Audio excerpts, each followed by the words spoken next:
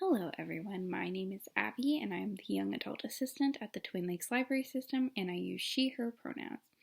So today for Must Read Monday, I have decided that I kind of want to take you back a little bit further in the YA genre world and kind of talk about a book that's a little older. Mostly I talk about books that are pretty new and have come out fairly recently, like within the last 2 years. But I wanted to talk about a book that was published, I believe it was published in 2012, so that's 8 years ago, almost 9 years ago. That's weird. But I kind of just wanted to bring it up because I wanted to encourage people to pick up books that are a little older, because just because they're older does not necessarily mean that they are not good. And I really think that this is a great book. So I'm just going to get into it. So the book that I'm going to be talking about today is Grey Mercy by Robin LaFevers, I think is how you say it. And this book is available in ebook and audiobook format on Hoopla. It's available in ebook and audiobook format on Libby, and it's available as a physical copy at the actual library. So there are lots of ways that you can get this and read this. And this is actually a cover redesign. I own the version with the newer cover. So when you see it, if you decide to get it in the physical form from the library, it's actually like a girl standing with like a crossbow in her hand. It's like old-fashioned, but that is the correct book. And Common Sense Media recommends this book for ages 14 and older, and I would agree that I think that this is a fair rating. And this book is actually the first book in the trilogy, but this trilogy it's a little different. It's companion novels in trilogy, so each book follows a different main character. I've actually only read the first one. I will be reading the rest of the trilogy though, because I really loved this book. And yeah, so I think the other books follow other girls that our main character is like friends with in this one. So anyways, so the plot of this book. So this book follows a young girl / woman named Ismay, and she is born into a kind of poor family.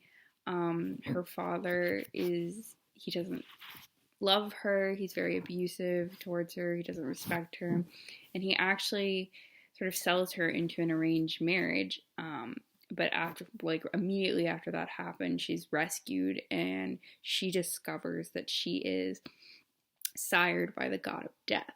And so sire just means she's actually his daughter. So she's taken to this convent where a bunch of other young girls go and train, and they train in the arts of death and in a way to serve him. So basically they train to be assassins, which is really cool.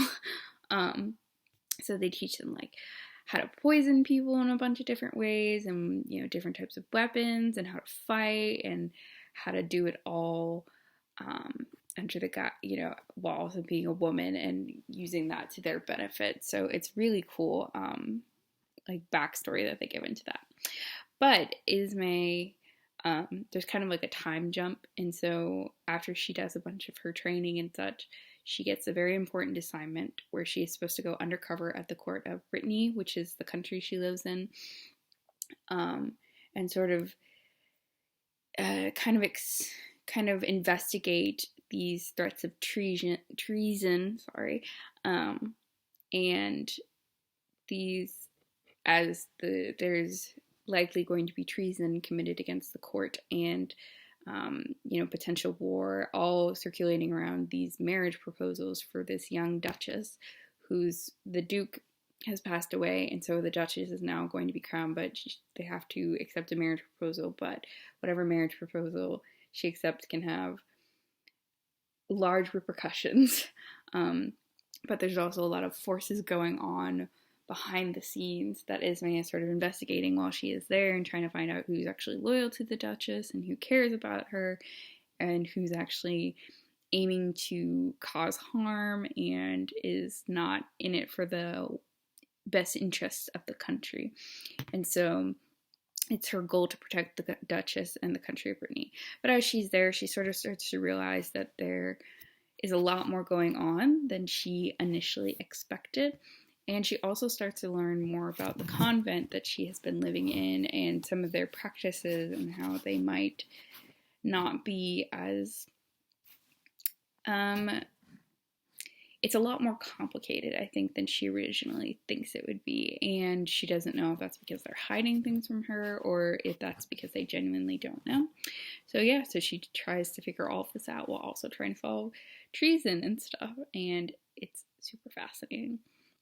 So, why I love this book. This book is super, super feminist. It screams girl power, which I love.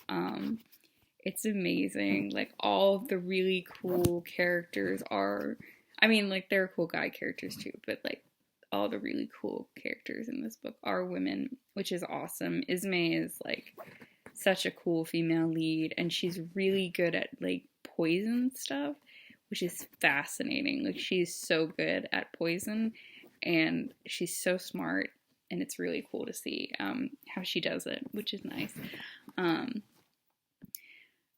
There's a lot of political intrigue in this book. This book is actually a lot more politics heavy than I really expected it to be. I thought it was kind of gonna be, I don't know what I was expecting. I think I was expecting it to be a little bit more romance heavy, but it's a lot more political based. And it's not really hard to follow in terms of the politics that are discussed here.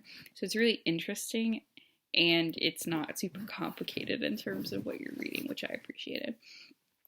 There is a romance in this book, but it doesn't become the main focus of the book. And like I was saying, like, this book stays pretty political and focuses on that, and the romance is kind of secondary, which I really appreciated because I wasn't really necessarily going into this with a desire for a romance.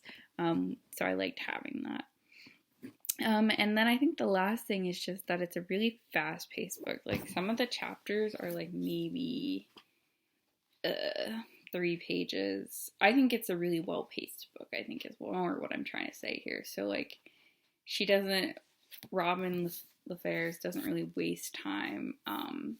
It's a thick book, too, so you'd think that there'd be a lot. I think it's like 566 pages or whatever, but she doesn't really waste time. Like, there's no unwanted information in here. It's all valuable. It's all important to the story. So, yeah, so I really liked that. So, yeah, so this is an older wife, I guess fantasy, historical. It's kind of hard to classify this in terms of genre, but it's an older book, and it's a really good book, and I really suggest people pick it up and kind of widen their horizons in terms of YA books and looking at things that are a little older. And yeah, so thank you for watching, and I will see you again next time. Bye-bye.